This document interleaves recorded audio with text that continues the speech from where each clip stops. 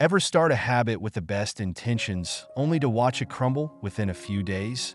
It's like you've got all the motivation in the world on day one, but by day five, not so much.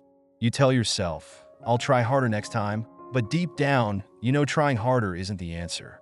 So, what's the secret? It's all about designing the right system. And it starts by understanding that habits are a behavioral loop with a predictable structure.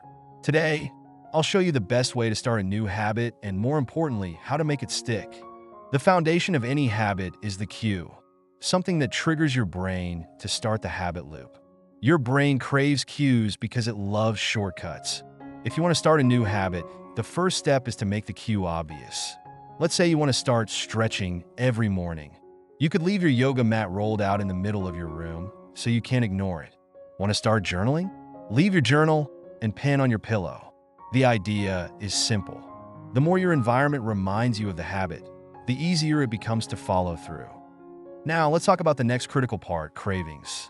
Every habit is driven by a desire. You don't just drink coffee for the caffeine. You drink it because you crave that morning energy boost. Here's the trick. To make a new habit stick, you need to associate it with something you already want. Let's say you want to start running. Instead of focusing on the discomfort, shift your mindset to what you'll gain. Feeling energized, listening to your favorite podcast, or simply getting some fresh air. The more attractive the reward, the more your brain will crave it. The third element is response. This is the action you take, the habit itself. Here's where people get it wrong. They make the habit too big, too soon. I'll run 5 miles a day, or I'll read for an hour every night. These sound great, but they're hard to maintain. The key is to make the response so easy you can't fail. Instead of committing to an hour at the gym, just say, I'll do 5 push-ups. Instead of reading 50 pages, aim for just 1. Starting small not only lowers the barrier, but it also builds momentum. And once you start, it's easier to keep going.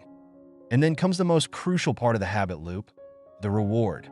Your brain loves rewards because they reinforce the behavior. Without a reward, the habit won't stick. But here's the thing. The reward doesn't have to be big.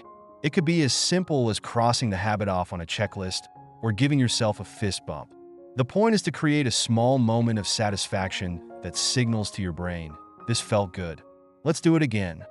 Over time, your brain starts to associate the habit with that positive feeling. But here's where things get interesting. When a habit becomes automatic, you don't even think about the reward anymore. Think about brushing your teeth. You don't need motivation to do it. It's just part of your routine because your brain has wired the cue, craving, response, and reward into an automatic loop.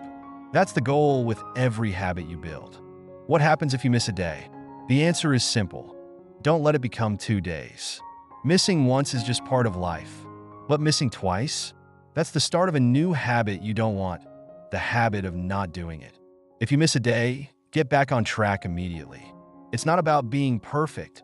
It's about showing up more often than not. And here's a bonus tip. Adjust the reward if needed. If a habit isn't sticking, it might be because the reward isn't immediate enough or meaningful to you. For example, if your goal is to start working out but you hate the gym, maybe the reward is treating yourself to a post-workout smoothie. Or, if reading feels like a chore, reward yourself with a relaxing break after you hit your reading goal. The more aligned the reward is with what you value, the more sustainable the habit becomes. Let's recap. To build a habit that sticks, start with an obvious cue, something that triggers the behavior. Link the habit to a craving so your brain desires the reward. Make the response so easy that you can't fail, and make sure there's a satisfying reward at the end. And if you slip up, don't let it become a pattern. Just get back on track. Remember, habits aren't just about what you do. They're about who you become. Every time you complete the habit loop, you cast a vote for the person you want to be.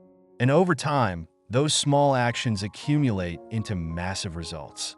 If this video gave you some new insights, hit that like button, subscribe, and share it with someone who's ready to build better habits.